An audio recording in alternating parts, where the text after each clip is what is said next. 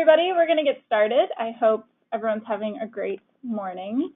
I am Christina from the Oregon Wine Board, and I'm sitting next to my colleague, Kai. And we're going to fill you in on all of the exciting things we have going on for the Oregon Wine event in LA on April 24th. So thanks for joining us. I'm just going to start real quick by telling you guys a couple quick housekeeping things. All of you are on mute, so if you have a question, please ask in the question box to your right-hand side, and we'll answer your question promptly. We will follow up after this session with a recording, so you can listen to it again or share it with your staff, and that'll go out a couple hours after we're wrapped up here. So Kai, do you want to get started? Yep. Thank you for joining us.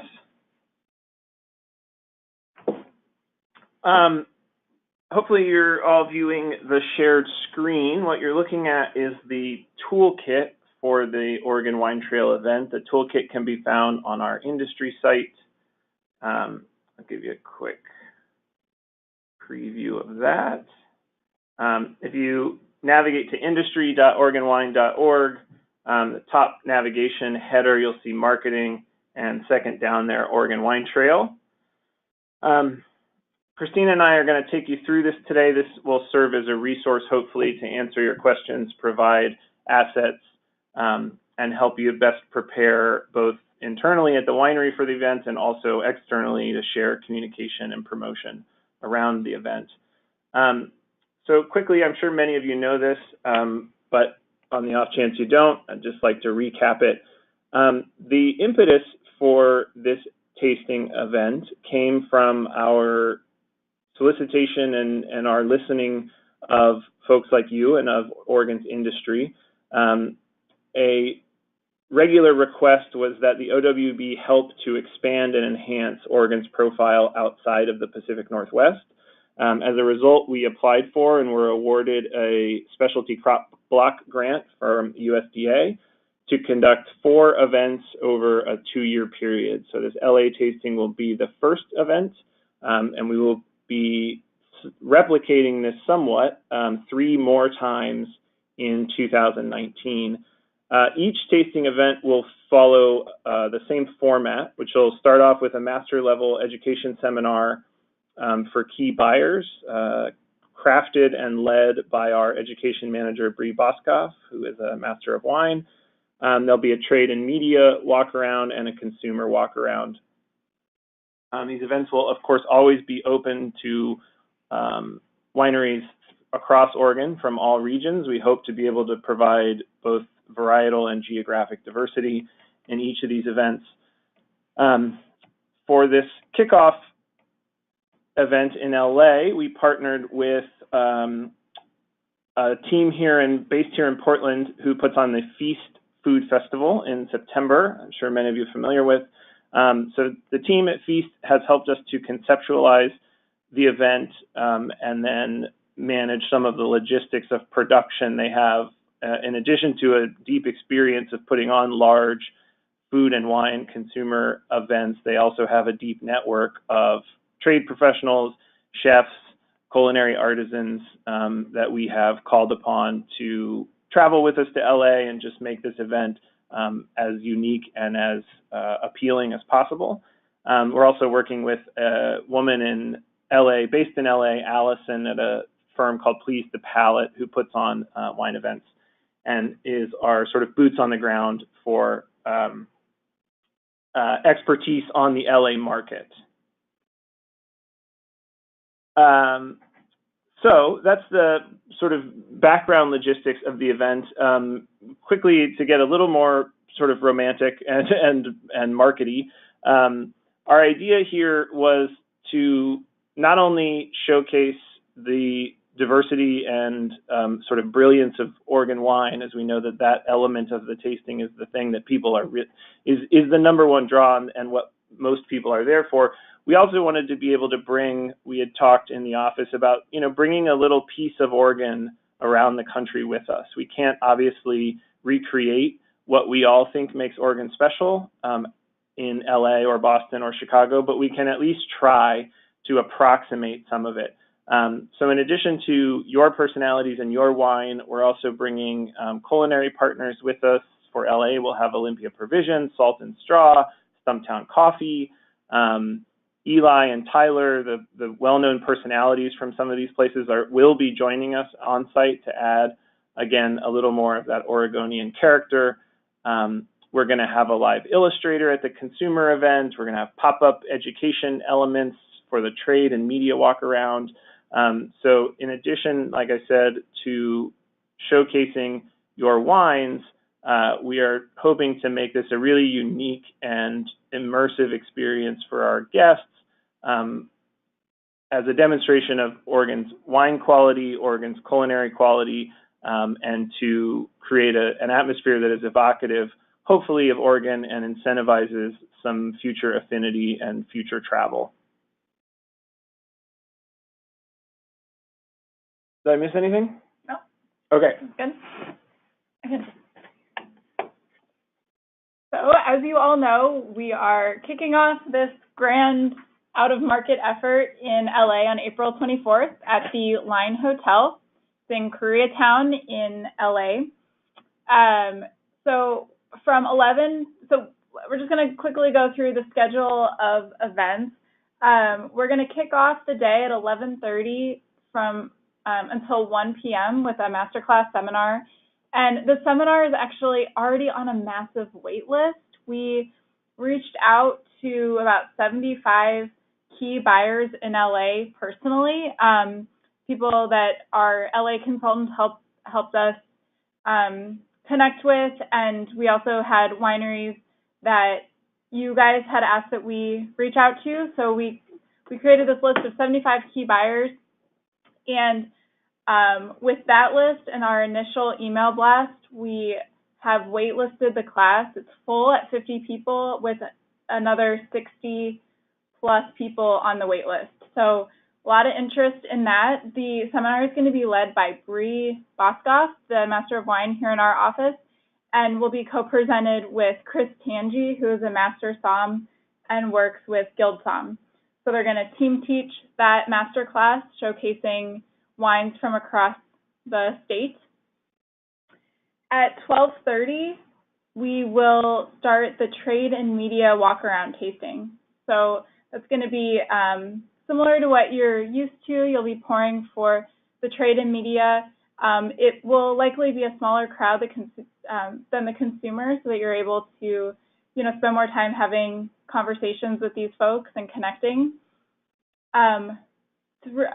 Throughout that grand tasting, as Kai mentioned, we're going to have some pretty cool, what we're calling education pop-up sessions. So at 1:30, 2:30, and 3:30, Bree and Chris are going to do off to the side 15 to 20-minute education sessions on a few different topics regarding Oregon wine. So that'll just be optional for people that are at the event. Our goal is to provide a little extra education with those and also incentivize buyers to stay for the whole event, so that we can keep them in the room and keep them circulating and tasting as many of your wines as possible. So those pop-up tastings will be for 20 to 30 people at a time. So it's not going to be a big production, but just, an added incentive for them to stay. And then at 6:30, we'll start the consumer tasting. So that'll be a ticketed entrance. It will be likely a larger crowd, a lot of really great energy. We're going to have, food and an illustrator and just a lot of excitement and fun. So that'll start at 6:30. So it's a little bit of what we're doing. Yep, and just quickly, I know it's a little bit early for you guys to be thinking specifically about these timings, but for participating wineries, you have no responsibilities or obligations for the masterclass.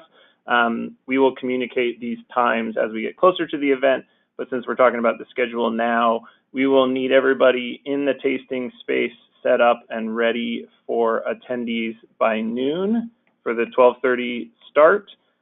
You'll have a break, obviously, in that space between the trade and consumer, and then we will have staff that resets the room, clears all the glasses, all that stuff, et cetera.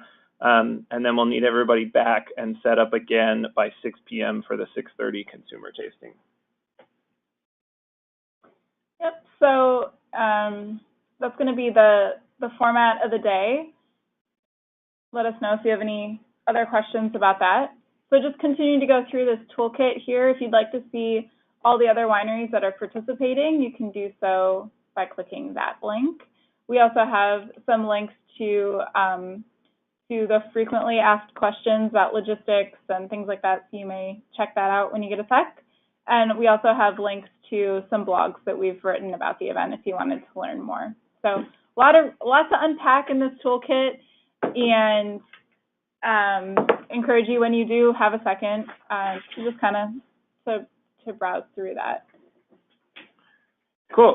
So let's talk about what we need to do to get ready and get there and have an awesome event. If you don't already have hotel accommodations or your travel accommodations, obviously LA is a somewhat congested market. I know you don't need me to tell you that. So I would recommend making those travel arrangements and lodging arrangements. We provided a block of rooms at the Line Hotel, which is our event venue. They are not inexpensive, but they were significantly reduced from the Line's regular rack rates. I do want to insert a quick caveat here, which is to say the rooms that we contracted with the Line for our block have been filled. However, as a courtesy, the Line is continuing to reserve rooms at or very near that block rate. So as of 15 minutes ago, if you click that book online link, you are still able to successfully book at the offered block rate. I don't know how long that will persist. So if you need accommodation and you're interested in staying at the Line, I would do that sooner rather than later. There are several other hotels in the area. There's a Best Western about 6 blocks away. There's a Ramada Inn about 8 blocks away, if your preference would be to remain within walking distance of the venue. Some people from our organization and from Feast, we've rented some VRBOs. You can also look at Airbnb if you're looking for something a little bit more affordable. There are a lot of affordable hotels in the area, but after looking at some reviews, I personally decided I didn't necessarily want to stay there. So we found a really good VRBO that's very affordable close by, so that's another option to consider.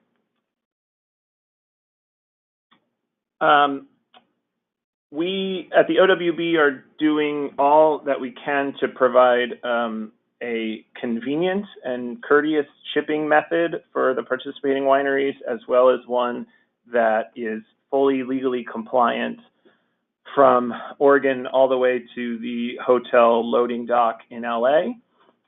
Because our event was open to any Oregon winery and not exclusively to Oregon wineries with existing distribution, we do have some folks joining us who do not have wholesale relationships already in the California market. And so as a way to consolidate all of our product into a single effort, we're offering a consolidated shipping service out of Northwest Distribution and Storage in Salem. I'm sure many of you are already familiar with Northwest. As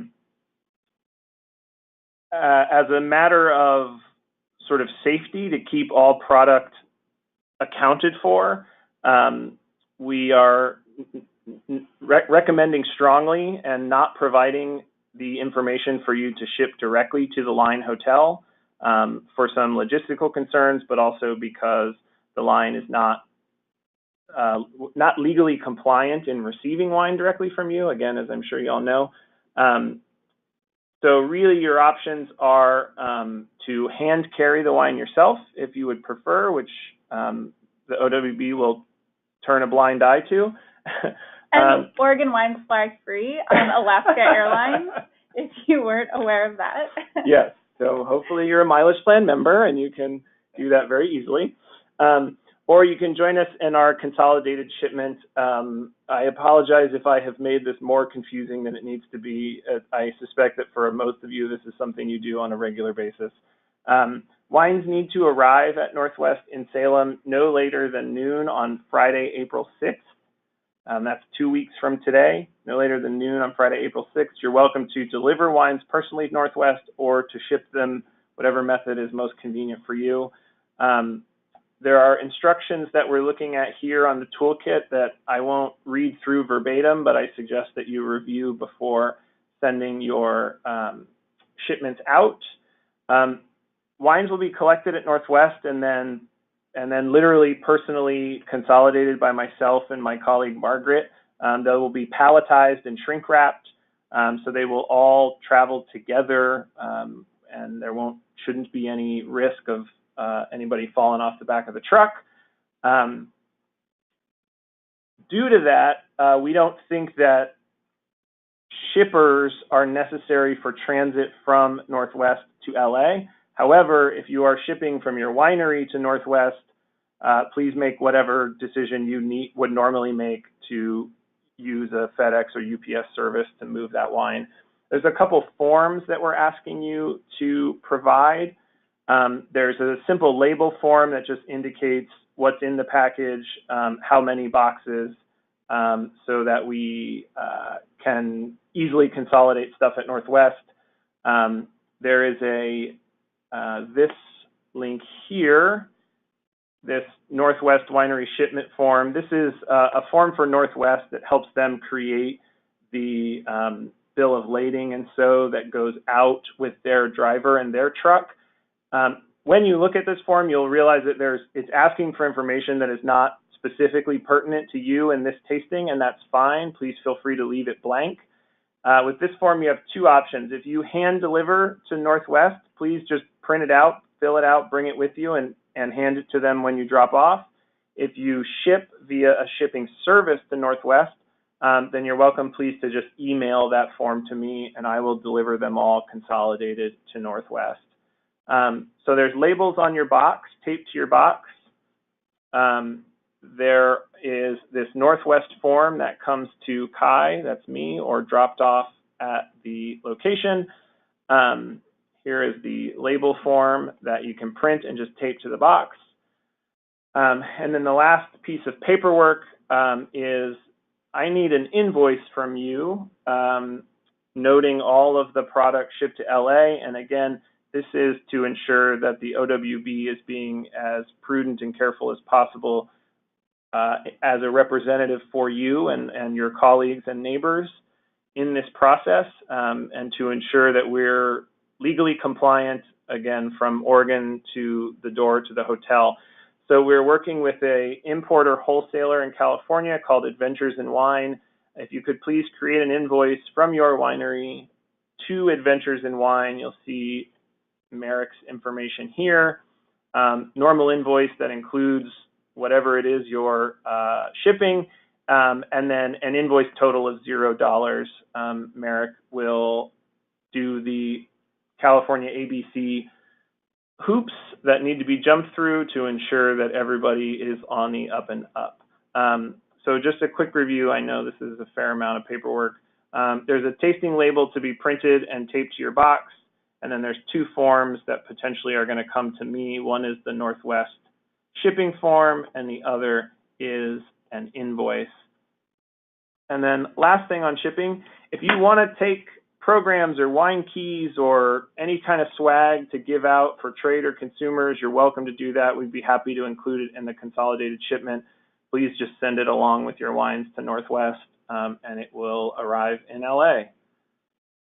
Easy as that. Exactly. It couldn't be simpler. So if that seems clear as mud, please, you can follow up with some questions to Kai. Don't email me about. I've been sitting next to him for the past few months as he's talked to multiple lawyers and organizations, and it has been a task for him. So thanks for putting that together, and please let us know if you have any additional questions that we can ask or that we can answer. if your winery is one of the wineries that does not have distribution in California, we did offer an Introduction to LibDib webinar on March 21st. Without getting into it too much, LibDib is a new type of distributor in the market that may be a good option for your winery to consider for distribution in California. So just one thing, so something to check out, we have a recording of the webinar if you'd like to review it, and if it sounds like an option that would work for your winery and you decide to sign up, please let us know so that we can include that information in the program at the event. So something to consider. If you're attending the webinar, we will also be uploading a recording of this webinar so that you can watch it later or share it with your staff, and that'll be found here on the toolkit. You received an email yesterday about choosing your brand's wine trail. So this is kind of a cool thing that we're trying out for this event to help consumers at the tasting discover their Oregon wine trail that best fits their palate and interests. We've outlined 6 wine trails that will be highlighted throughout the event. So these trails are it's a tool for wayfinding for consumers. You know, it's a lot of wineries for them to experience at the event. Consumers aren't necessarily used to this type of layout, so we've outlined these trails as a way to help them find wineries that they might be interested in tasting and to encourage them to try new wineries that maybe they've never had before. But it's also another way to reiterate the key messaging points that we want to make sure consumers are walking away from the event with about Oregon wine. So these trails highlight Oregon's passion for environmental sustainability. It's highlighting the fact that we were and continue to be pioneers in many ways, and that the Oregon wine industry is made up of diverse regions and varieties. So there are 6 trails: the Sustainably Grown Pioneers, Classic Pinots, Unexpected Oregon, Diverse Whites, and Bold Reds. And so what we're asking for you to do is to choose which of these trails is most important to your brand. So you'll do that by just very straightforward, including your winery name and choosing from this toggle which wines are which trails are important to your brand. And these trails will be highlighted on your table tent sign at the event as well as in the program. So I think we've had about half the wineries do it already, so thanks to everyone who's done it. If you haven't done it yet, it's super easy, and please do it by, what day are we saying? As soon as possible, but Friday at the latest. Sorry, next Friday. Next Friday, so March 29th. 30th. March 30th. So thank you for doing that.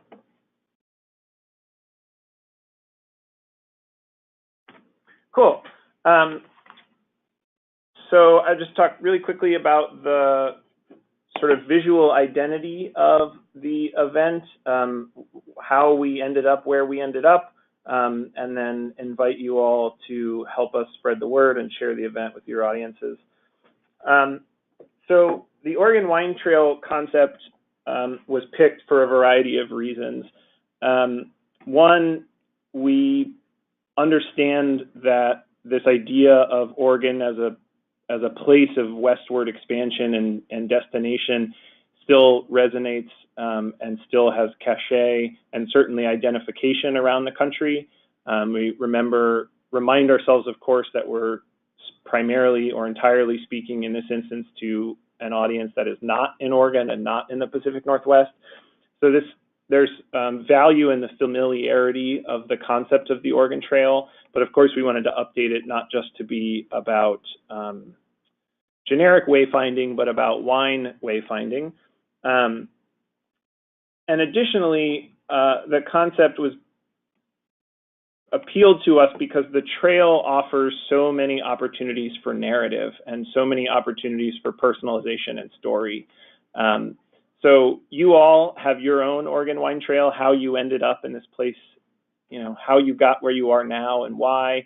Consumers have their own version of both their sort of journey into the love of fine wine, but also their affinity for Oregon and their continued discovery and exploration of sub-AVAs and particular producers and so on. So it allowed for a lot of personalization while at the same time appealing to a more established and a broader concept of affinity. The reason it looks the way it looks is that we wanted to make very sure that we stayed away from anything that was overly caricature-ish. We didn't want covered wagons and bonnets and buffaloes, and nobody was going to die of dysentery. And we were staying away from that. And so obviously we wanted to rely on one of our great strengths, which is images of Oregon, which are stunning and beautiful and part of why we all live here, and resonate a lot with consumers outside of the market. But we wanted to alter them or modify them a bit to present and to give an impression, to make an impression that was a little more modern, more updated, and unexpected, most important.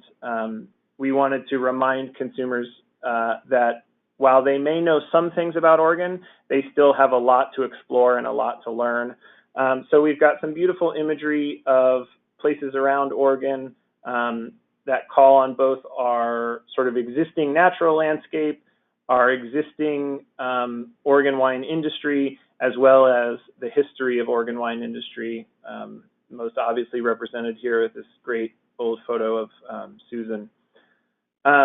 So we call this sort of treatment color shift, which I just say anecdotally for fun. It's not that important that you know that, but so here in the asset toolkit, there's pre-composed images with logo, date, location in formats specifically tailored to Facebook sizing and Instagram sizing that are available for download here. If you just click on the image, you'll get a large version that you can then right-click and download. And then just upload to Facebook. Super easy and straightforward. Yep, so very high quality, and they're ready to go in terms of an aspect ratio perspective. The links for all our events are here. I'm sure you've seen, but if you haven't, this is the page on our consumer site, OregonWine.org. It has all of the information. You can obviously buy tickets directly. If you want to see the participating wineries, here they are. If you want to read more about if consumers want to read more about the trails, again, this is to reiterate key messaging. It's available. There's information about our culinary partners. And then at the top here, the top of the tools and assets section, there's some larger sort of logo graphics that are not specifically sized for social media, but obviously perfectly usable in a variety of places, as well as some logo files, downloadable EPS files. If you want to grab this logo and lay it on top of your own imaging or inside your own consumer newsletter or whatnot, feel free. And then we also, for convenience, have some pre-composed invitations. These are PDFs both for the trade and the consumer that detail the event logistics, the primary event logistic information. These are ready to be shared either with your partners or your consumers for both trade and the consumer audience. And it looks like Christine is telling me we have a question. Yeah, we have a few questions. Oh, cool. So, so that concludes what we were going to talk about. And so now we can answer some of your questions. We have a few that we'll get started off with, but feel free to ask any as they come up. So our first question is consolidated shipment an option for Southern Oregon wineries other than driving or shipping wine to Salem? Northwest is currently the only option for statewide consolidation. So we would just need, we would need you to ship your wines to Salem. Or if some of so you can see the list of participating wineries on the website. Perhaps you guys could all get together and consolidate your wine, and one person could drive it up to Northwest if that makes it a little easier. There's no reason you wouldn't be able to do that. Sure. How many bottles do you think will be needed to cover both events? Will we be able to take leftover samples back with us? I'm trying to remember our initial recommendations. We had suggested that what made most sense for the tasting was 3 to 4 wines and 6 bottles each. Our objectives for all of the tasting, for all of the elements are the trade and media walk around was originally earmarked at 150, though we've had a very strong response, so that may inch up a little bit. And the consumer tasting will be at max capacity at 350 tickets. If that helps you with your estimations whatsoever, that would be, 500 total attendees, assuming, of course, that not all of them will be able to experience all, 200 wines in the room. So we had originally suggested 3 to 4 wines and approximately 6 bottles each. And to your question about the leftovers, that's a good question, actually. I have to admit I hadn't quite gotten there.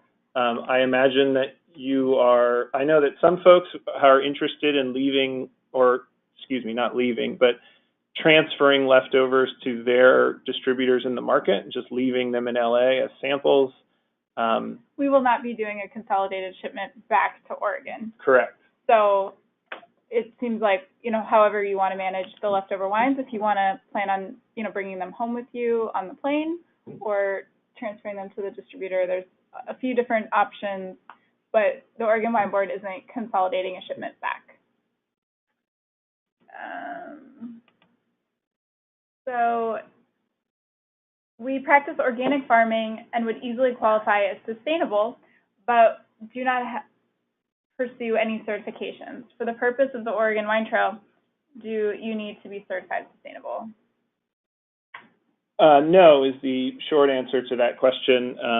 The language that we've composed and included around the sustainable trail icon specifically does not mention certifications for 2 reasons. One is we know that there are many producers like yourself in Oregon who are in fact growing and making sustainable wine without the official title.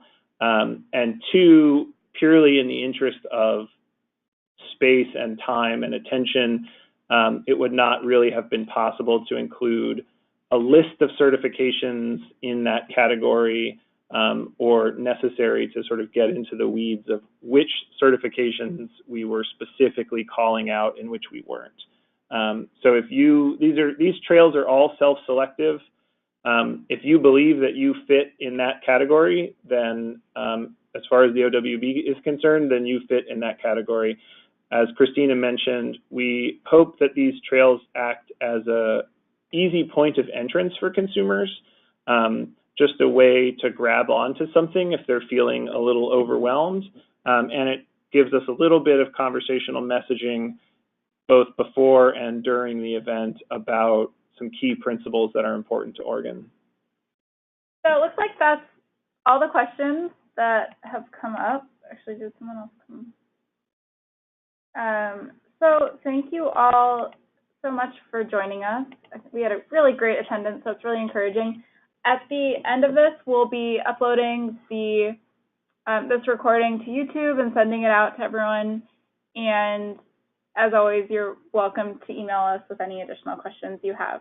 So continue to check back at the toolkit as we continue to add assets to it and communicate through that. And we'll be sending emails, and we're really excited about this event. So thanks for joining us, and have a great day. Thank you all.